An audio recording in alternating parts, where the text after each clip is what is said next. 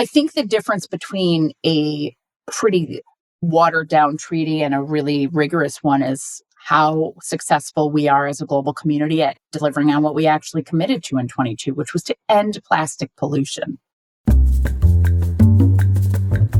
Welcome to Global Dispatches, a podcast for the foreign policy and global development communities and anyone who wants a deeper understanding of what is driving events in the world today.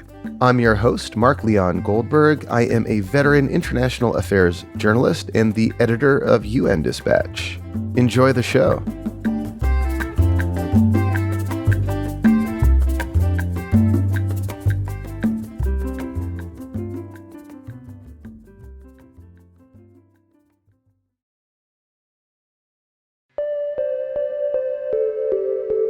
Diplomats are gathering in Ottawa this week for the latest round of negotiations on a treaty to end plastic pollution. Back in 2022, 175 countries agreed to develop a legally binding agreement on plastic pollution by 2024. This meeting in Ottawa is the penultimate round of negotiations and a critical moment in the long effort to curb the environmental damage caused by the rampant production and use of plastic today. On the line with me to discuss what these negotiators hope to achieve and some of the key obstacles in the way of a robust treaty on plastic pollution is Erin Simon, Vice President and Head of Plastic Waste and Business at the World Wildlife Fund. We kick off discussing the problem of plastic pollution before having a broader conversation about these treaty negotiations. We first covered this topic when negotiations on this treaty first kicked off in Uruguay, and now as we are racing towards that 2024 finish line for a plastic pollution treaty, I'm glad to bring you this update from the negotiations and preview what to expect as negotiators race to the finish line. So here is Erin Simon of the World Wildlife Fund.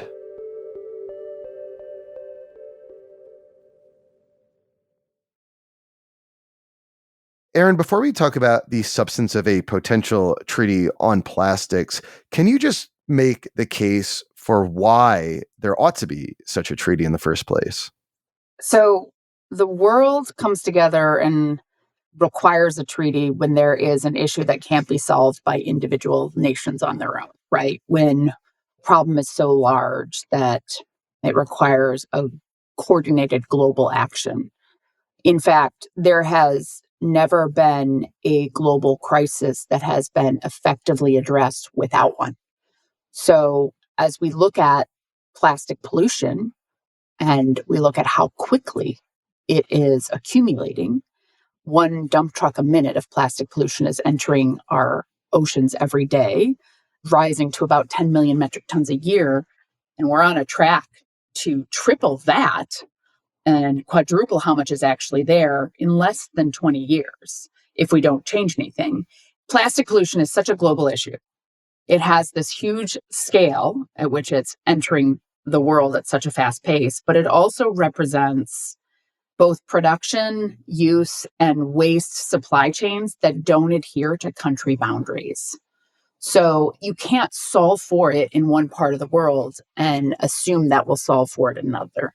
And because of that, you've seen the efforts that have gone into it to solve it without this global coordination, whether it's companies doubling down on their commitments or individual governments putting out policies and bans, that in the process of all of that growth of effort, plastic pollution is continuing to grow. It's clearly needed that we need to have the world come together and agree on how to address it collectively instead of separately. Is the problem of plastic pollution fundamentally one related to marine life, or is it something broader than that? It's much broader than that. And actually, the resolution that negotiators have agreed to negotiate is about the whole life cycle of plastic. It really highlights that plastic pollution happens from the moment plastic is produced, right? 99% of plastics today are coming from oil and gas. And so It identifies that you have plastic pollution entering our communities and our ecosystems from production through use and into its persistence as waste, where it's harming, again, communities and ecosystems and species. So, what does a potential treaty on plastics seek to do? I know we are speaking just a few weeks before negotiators head to Ottawa, Canada, for yet another round intended to produce a treaty on plastics. What are some key elements of this draft treaty? Part of the benefit of the UN process and the law of treaties is that all of the countries that are participating agree to a framework on how to address the problem, a common set of rules, if you will, for what each country should be committing to do. And so we would hope that these common set of rules that the countries agree to, which should make up the text of the treaty, would account for the key levers that the broader scientific community has said we need to do to end this crisis. One of those is we should all agree what are those high risk chemicals and products and Hmm. criteria on how to determine them and a plan on how to phase them out. Those could be chemicals or products that are high risk for leakage somewhere in the life cycle and high risk for creating damage when they are leaked, whether to people or species. Like the idea is that plants that make plastic products use these chemicals and that sometimes these chemicals get into the ecosystem in some way and cause harm. That's correct. Yes, through emissions, through runoff, sort of those implications to air, soil, and water, those main things that humans depend on for feed and water and oxygen. So, basic human rights, if you will. So, you first say, as agree as a global community, what shouldn't we be making in the first place? And for everything else that you should continue making, you agree on how everyone is going to make it. What are those design standards? And why that's so important is one, it creates alignment around reducing those harmful chemicals. But two, it means that you can match infrastructure to manage those materials with the materials that you have. One of the barriers to recycling today, for example, is because we have proliferated the types of plastics and materials we use without advancing the recycling technology to be able to manage that large array and variety of materials that end up in our material recycling facilities. So if you're going to design materials for the infrastructure that you are going to invest in globally, you want to make sure that everybody's doing it the same. That's going to be especially important for countries who are not producing countries who just receive materials, but are being asked to invest in infrastructure to manage those. And so we want to have those design guidelines because that is going to really make it easier to create a system to recover those, whether that's a reuse system, a recycling system, a compost system. You'll be building and investing in that technology to manage those materials. It'll increase the consistency that goes into that infrastructure. It'll increase the quality of materials coming out the other side, which will increase the value of it. It's about jobs, it's about dollars. All of those things are just sort of guided by this common set of design guidelines, right? And then finally, you need a treaty that has policies that can create those enabling mechanisms through an extended producer responsibility system, for example, that could drive the mandate for those guidelines and for a fee associated with them and create a longer term operating budget for those facilities, especially in small and medium economies. It should have a financial mechanism that supports this growth and innovation so that we can implement and do capacity building globally for this. And it should ultimately have a common way that we all measure, the plastic pollution that we're creating in the world and what we're doing to solve it so we can check and make sure we're making progress together as a global community, course correct when we need to, strengthen as we learn more. So that's what we're really hoping that the global set of sort of rules that everybody would agree to would include. Well, that's interesting. I mean, it sounds as you're describing it like a very kind of technical treaty that compels signatories and those countries that ratify it to adhere to a certain set of standards. But like, I have to imagine, having covered treaty processes in general, not this one in particular, but in general for the last like 20 years, that there are key political debates that go along with creating some of these standards that often have the potential to upend, if not derail, sensitive negotiations like this. I'm keen to learn from you what some of those like higher level political debates and discussions are looking like. There is a great deal of tension in this process. There's a tension between global rules versus national action plans to begin with. Oh, the idea that like some countries just want to have their own kind of voluntary plans with no real enforcement mechanism. Exactly. That's all in vogue now in these environmental treaties, I feel like. Yeah, and it's really for an issue like this, where these materials, both as in a feedstock and in a product, are flowing across all of these country boundaries.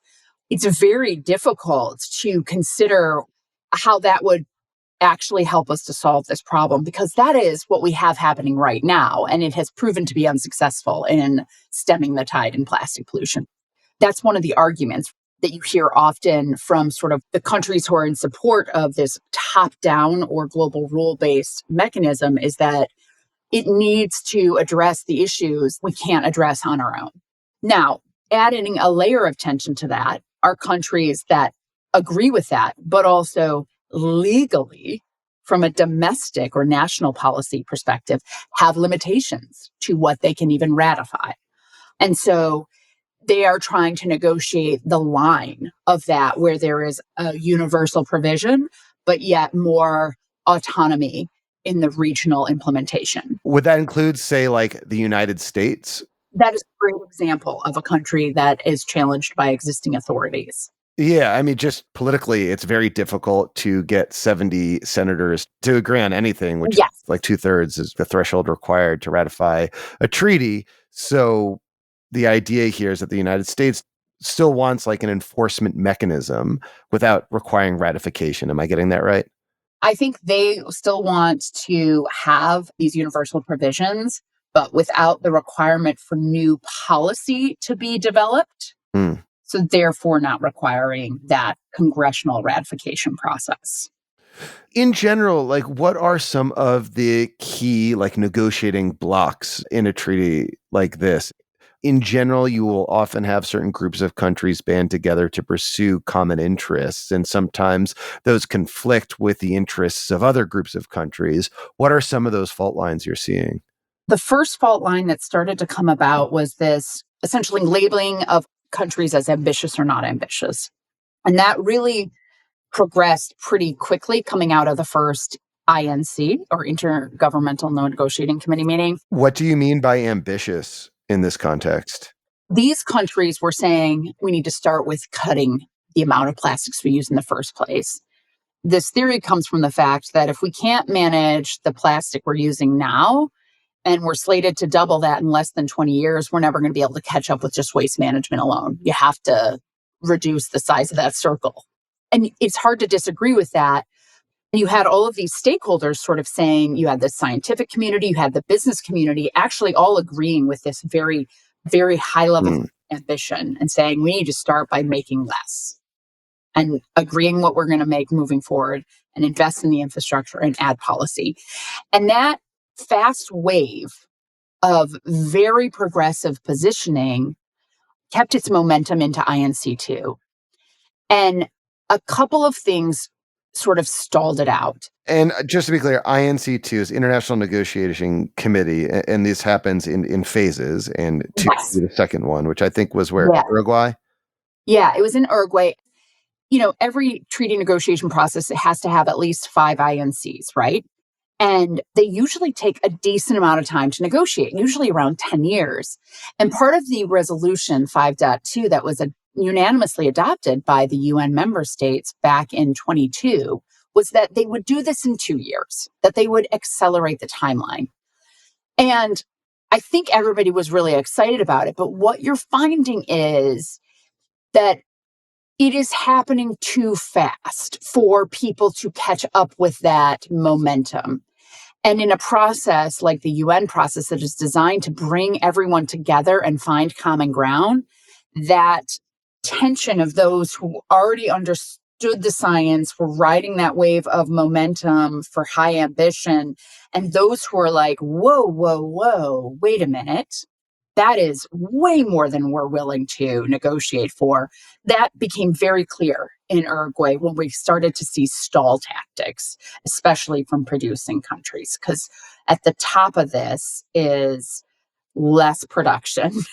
That top statement is we need to start with making less. And that hits a bottom line, right? That's an economic impact and hit to countries that depend heavily on the production of oil and gas. Are the same countries that produce plastics, generally speaking, the oil and gas countries? Yes, generally speaking. Mhm. Oil and gas, 99% of this is coming from oil and gas. It comes out of that barrel of oil, just like our fuel and our energy Mhm. does. Just a different carbon chain, if that makes sense. It's just a different length of carbon. So I would imagine that like the negotiating blocks as you describe them are not terribly dissimilar to what we've seen at the COP in the past, the UN climate conferences. It's absolutely going to be that same community.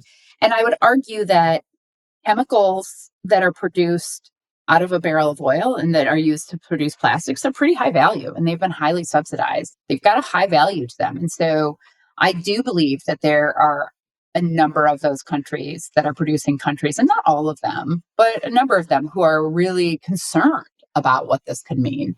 And so we started to see that tension early on because their strong positioning that they want to continue to produce, but also because they felt like this was moving really fast without them. And so, as a person who arguably sits within the observer pool for this process and is a material scientist as my background, and I work for a conservation organization, and my mission is to help address this problem pragmatically and thoughtfully. I was really frustrated right away when I saw these stall tactics happening because I felt like they represented sort of industry just fighting. But I see another layer of that now that I've observed the process a bit more. And it is not just that I want to keep producing, it's also feeling like we were progressing for change too quickly and they weren't ready for that. And I'm not saying that in the last year since INC2, as we head into INC4, just 12 months later, right? That is how fast these are every 6 months, that has changed that much. But you start to understand how you have to meet each of these member states for a really constructive discussion about how to move forward on common ground. And you start to figure out how do you build those right solutions into the instrument so that we can do something effective with it and not create an empty, watered down treaty that actually nothing changes with. And so it's been hard to observe that and see that happen both in Uruguay and in Nairobi. But going into INC4, it's going to be really important that we do come together and move away from that divisive tension of the ambitious and the not ambitious as we move forward. And I know that sounds very Pollyanna of me, but that's really going to be important, is that we sort of have that we are the world moment in Canada and find some common ground. I think that of the tensions and debates that have been happening, I think that underlying theme has been the biggest. There are discussions around whether or not we should have lists of products, whether or not there should even be criteria, whether it should be upstream or just downstream, meaning like production versus waste management. There's been a lot of those discussions, but primarily they all are fundamentally on how the treaty is shaped, what kind of binding provisions it does include. The other debates are obviously around how do we financially support SMEs? That's small and medium enterprises. Yes, or small and medium economies that need to be really successful along with the global north, right? Like there's inequities built into the global process that come with those who are much larger economies, come with larger delegations, more lawyers, more scientists, more expertise. And plastics pollution is one of those issues that if we are not successful everywhere, we won't be successful at all. So delegates are meeting in Ottawa for this fourth round. What comes after? Because we know that, as you said earlier, the intention here is to get a treaty done by 2024. Yeah, this year. Yes, which last I checked is this year. Yes. Yes, this year. It's kind of overwhelming. No, so in INC4, they need to take the updated draft text and negotiate it throughout the week plus that we will have in Ottawa, so that coming out of INC4, we have an updated and very close to final text. Very close, so that in INC5, which will happen at the end of this year in November in South Korea, we can finalize the treaty text. And so in the diplomatic conference that should happen in early to mid of 2025, it will be ready for ratification. So this is just like a very important moment in that process, obviously. It is a pivotal moment. How well the text gets negotiated and how good the member states are at finding paths forward together, finding common ground, creating the structure of a text that ultimately allows us to start as ambitiously as possible, but also continue to strengthen through the COP process. So that's the conferences of the parties that will happen following ratification. That is going to be dependent on how good they are in Ottawa at coming together. If they continue to sit back in their corners and not find common ground, then we will be kicking the can down the road. We will be pushing that to INC5 and hoping for something different, which could allow us to bleed over into 2025. I suppose maybe just big picture, how does the world look different between having no treaty, having relatively weak treaty language, or having a strong treaty language on controlling in one way or another plastics? You know, I think no matter what, the treaty process itself has already changed the way we think about materials and plastics. It's already triggered policy and redesign and new business models. So a new business model, for example, would be delivering a beverage in a reusable container or a returnable cup versus doing it in a plastic bottle, a single-use plastic bottle. So that's already happening. But I think the difference between a pretty watered down treaty and a really rigorous one is how successful we are as a global community at delivering on what we actually committed to in 22, which was to end plastic pollution. Ending plastic pollution, stopping plastics from going into our ecosystems and into our communities requires us to reduce how much we make. There is no modeling done by any viable scientific institution that exists today that shows us being successful at all without reduction at the start. And so that's going to be one of the hardest points, right? So how successful we are at stopping pollution will depend on how willing we are to understand and make that sacrifice and make that commitment to change at a larger scale and at a coordinated scale. And that's the second piece. How much coordination is designed into the mechanism will be the second factor in determining how successful we are. If, for example, companies have to continue to design for 190 different infrastructure systems and 190 different policy landscapes, it will increase their risk and their costs, and therefore they will invest less because it won't be as safe, and they will pass more costs on to the consumer.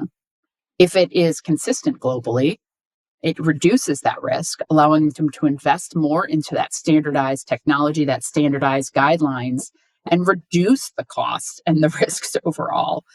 The ultimate outcomes, if we do this in a coordinated way, are going to be much more beneficial to people than if we don't. So I think it's that range of where we're going to be. I'm guessing we're going to land somewhere in the middle. If we're successful in Ottawa at getting to an updated text, I think we're going to have a chance at hitting somewhere in a good middle range with a start and strengthen where we can kind of build out.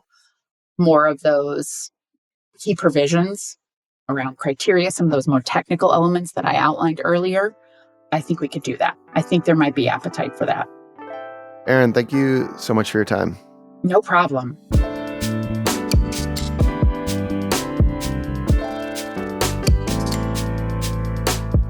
Thanks for listening to Global Dispatches. The show is produced by me, Mark Leon Goldberg. It is edited and mixed by Levi Sharp. If you are listening on Apple Podcasts, make sure to follow the show and enable automatic downloads to get new episodes as soon as they're released.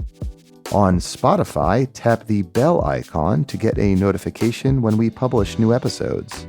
And of course, please visit globaldispatches.org to get on our free mailing list, get in touch with me, and access our full archive. Thank you.